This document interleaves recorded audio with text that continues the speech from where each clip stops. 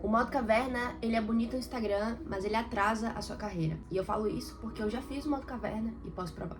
Antes de contar um pouco como que foi a minha trajetória nesse modo caverna, o que eu fiz, etc., é importante que eu contextualize um pouco sobre o que é o modo caverna. Acho difícil você não saber caso tenha clicado, mas vai que você tenha caído de paraquedas, alguma coisa do tipo.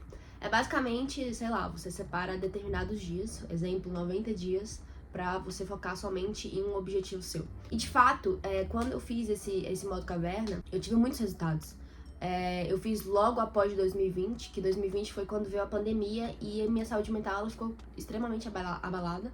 Eu fiquei realmente doente, eu tive um diagnóstico enfim, da terapeuta, etc., como uma pessoa que estava com uma saúde mental não tão legal. Então eu comecei a procurar ajuda, ia na terapia, mas também no nosso maior professor, que é o YouTube. E aí eu decidi, beleza, eu quero mudar de vida, eu sinto que eu sei que eu estou doente e que eu quero alcançar coisas que se eu continuar nessa situação eu não vou conseguir. Então eu vou entrar em modo caverna. E realmente eu tive resultados. Eu fiquei mais inteligente, a minha saúde melhorou 10 vezes mais, eu posso inclusive provar tudo isso. Essa aqui sou eu em 2021, 2020, por aí, em algum momento aí, não lembro exatamente qual é a data, e hoje, enfim, eu estou muito mais saudável. Além de conseguir melhorar a minha saúde, eu também consegui ficar muito mais inteligente. Só pra dar uma breve resumida, a minha rotina era basicamente, eu acordava 4 horas da manhã, eu estudava sobre alguma coisa relacionada a marketing, a finanças, enfim. Eu comecei a ser introduzida nesse universo do business mesmo e comecei a me apaixonar por isso. E aí das 4 às 5 eu estudava, das 5 às 6 eu fazia exercícios físicos, não era com academia, era totalmente calistenia, tipo dentro de casa, ou então eu corria, enfim, tudo totalmente dentro de casa, porque eu não queria gastar dinheiro, porque eu estava estudando finanças, então eu queria poupar dinheiro.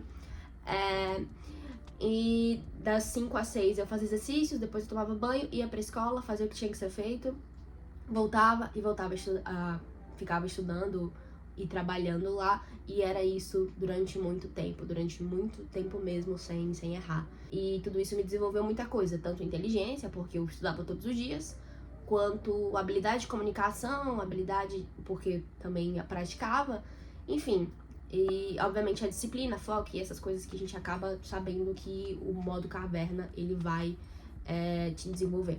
Realmente foi muito beneficente pra mim, porém, eu ainda acho que existem muitas coisas negativas quando a gente fala de modo caverna.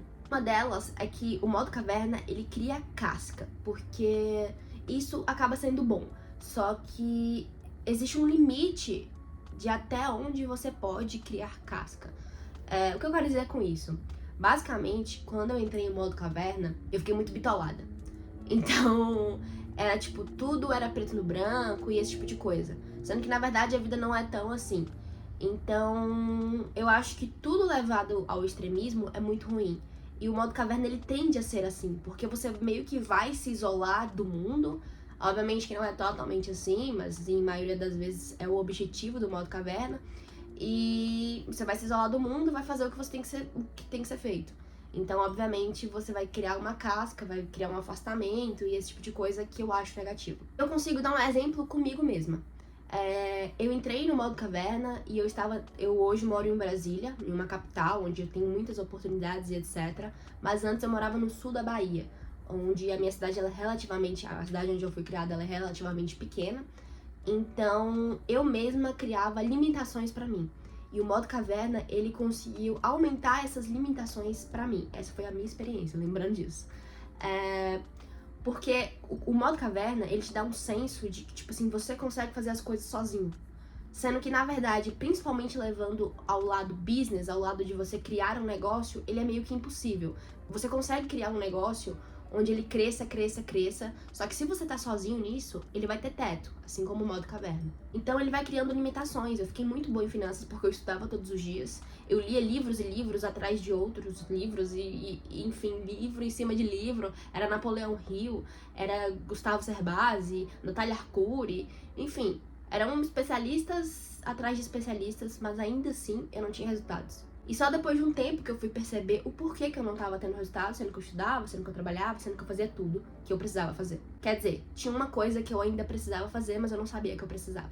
E era me conectar com as pessoas. Por eu estar em uma cidade relativamente pequena, eu achava... Quer dizer, em minha volta, por exemplo, na minha escola, não tinha pessoas pensando como eu. Não tinha pessoas pensando a longo prazo. Normalmente os jovens, eles estavam tomando decisões a curto prazo. As pessoas em minha volta, elas tinham pensamentos negativos. E tudo isso me fez também querer me afastar um pouco, pra eu não acabar ouvindo isso e não levando isso pra minha vida. E aí eu fui levando aquilo ali como verdade, em que eu precisava ficar sozinha e construir sozinha. Sendo que, na verdade, eu precisava sim me conectar com outras pessoas pra eu ter resultado naquele momento. Então, apesar da cidade ser pequena, apesar das pessoas, a maioria das pessoas talvez não pensarem da mesma maneira que eu ainda assim podia buscar algum tipo de oportunidade. No sentido de, eu poderia chegar no cara que tem o maior mercado do bairro e perguntar pra ele, como que você criou isso? Eu poderia chegar no chefe, no CEO, enfim, das 3 lanchonetes da cidade, que tem 3 lanchonetes na cidade, e perguntar, bater um papo com ele, etc. Eu poderia me colocar em zonas de mais risco, onde, por exemplo, se tivesse não necessariamente, não tô falando de festa, mas se tivesse algum evento onde eu soubesse que teria pessoas ali que talvez não tenham um perfil igual o meu, mas que talvez um perfil um pouco mais parecido com o meu, eu poderia me colocar em risco em ir naqueles eventos e me conectar com outras pessoas, conhecer outras pessoas. Principalmente quando a gente tá falando de construção de empresa, é preciso que a gente se conecte com outras pessoas. Até porque quando a gente começa algo do zero, a gente não tem nada, literalmente, algo do zero. A gente tem uma ideia e a gente coloca um valor ali que a gente estipula que seja o valor justo e é isso. Mas pra quem que a gente vai vender?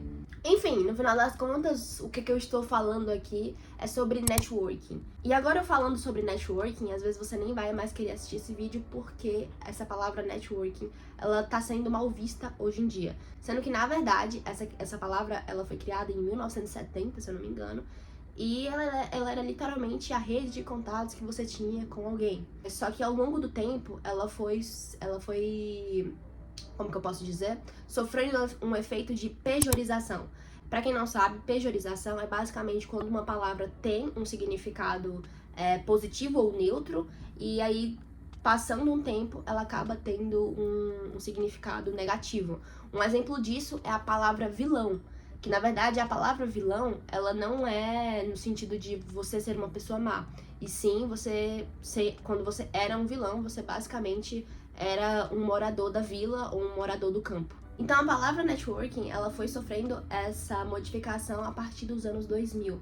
Ela foi criada em 1970, quer dizer, ela foi criada muitos anos antes, só que usada de uma maneira diferente, porque os ingleses, as pessoas que falam inglês, elas usam a palavra network pra usar como rede mesmo, ou seja, a rede da minha internet caiu, então, ou a rede caiu, enfim, pra não ficar redundante. Porque o sentido literal, traduzindo, networking é igual a rede.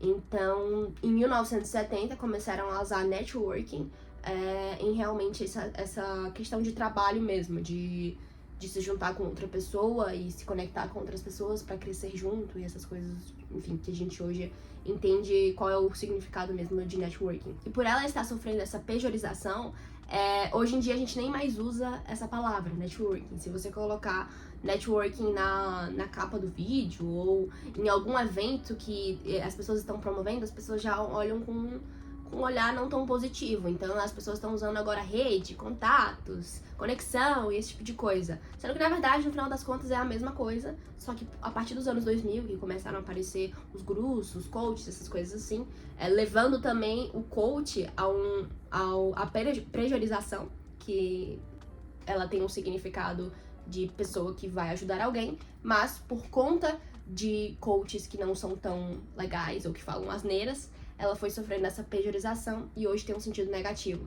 Enfim, tanto o networking quanto o coach tá sofrendo esse efeito. Só que, na verdade, o significado dessa palavra de conexão, rede, networking, o que você preferir falar, ela veio de fato em 1937, se eu não me engano, que foi quando Napoleão Hill ele lançou Pense e Enriqueça. Para quem não sabe, Napoleão Hill é um autor que ele conhecia Andrew, alguma coisa, que era um cara de sucesso, e o Andrew, ele era amigo do Napoleão Hill, e ele comentou com o Napoleão Hill: por que você não estuda todas as pessoas de sucesso e coloca isso como manual do sucesso? Ou seja, as pessoas que querem ter sucesso, elas leem aquilo que você escreveu e elas seguem aquilo pra assim elas terem sucesso.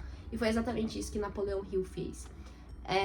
Ele ficou estudando todas as pessoas de sucesso, ele literalmente conversava com todas as pessoas e ia analisando ali o que todas as pessoas que tinham sucesso tinham em comum. E assim ele foi escrevendo todos os livros que ele tem hoje. Estudou essas pessoas de sucesso durante 20 anos e o próprio livro dele fala que foi em torno ali de 500 pessoas.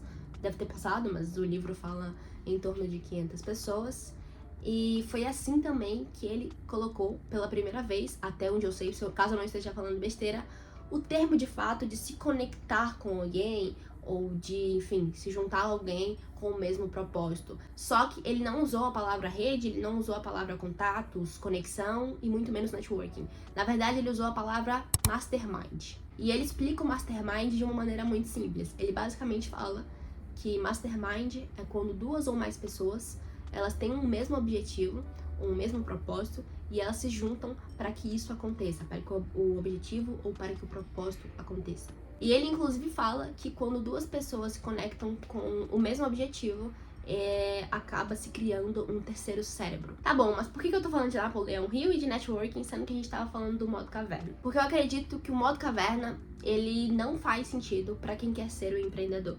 Se você tem um objetivo, por exemplo, eu quero ter um shape, dando um exemplo, eu acho que até faz sentido. Obviamente que se você tem uma pessoa te motivando ali a fazer, a ir pra academia ou coisa do tipo, vai ficar muito mais fácil. Mas ainda assim você consegue fazer sozinho.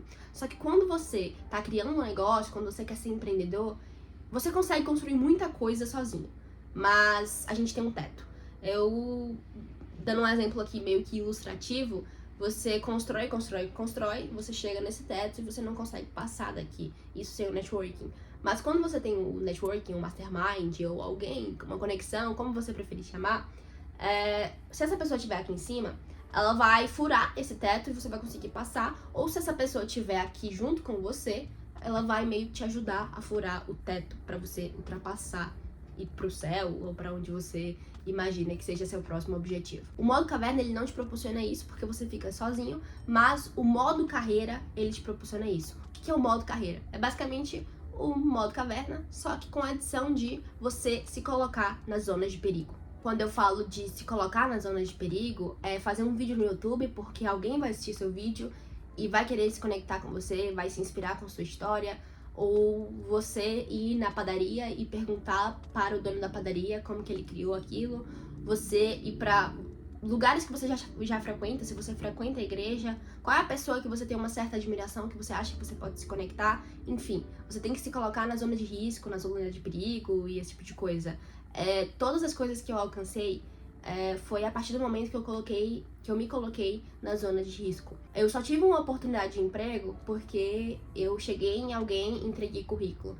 Eu só tive a oportunidade de aparecer em tal lugar porque eu cheguei e postei um vídeo. Eu só me conectei com fulano porque fulano me viu no vídeo no YouTube, ou no Instagram, ou no TikTok, e assim a gente se conectou. Bom, e se você quer ver o modo carreira realmente funcionando na prática, eu vou postar no dia 20 e 22 de janeiro os primeiros capítulos de 2 projetos que eu tô criando do zero. No dia 20 de janeiro, eu vou documentar a minha primeira empresa indo do 0 ao 100k em 1 ano, ou mais especificamente, em 365 dias. Eu não faço ideia se isso vai dar certo, mas eu vou mostrar todas as nossas vitórias, todos os nossos desafios, nossos erros, enfim. A ideia é que a gente alcance 100k em 1 ano, mas vamos ver se vai dar certo. E no dia 22 de janeiro, eu vou postar o primeiro capítulo da minha segunda empresa que eu estou abrindo, indo do 0 aos 10k em 6 meses. Então, se você quer ver na prática como que o modo carreira funciona e, obviamente, se eu vou conseguir alcançar esses objetivos ou não, se inscreve aqui no canal e até a próxima.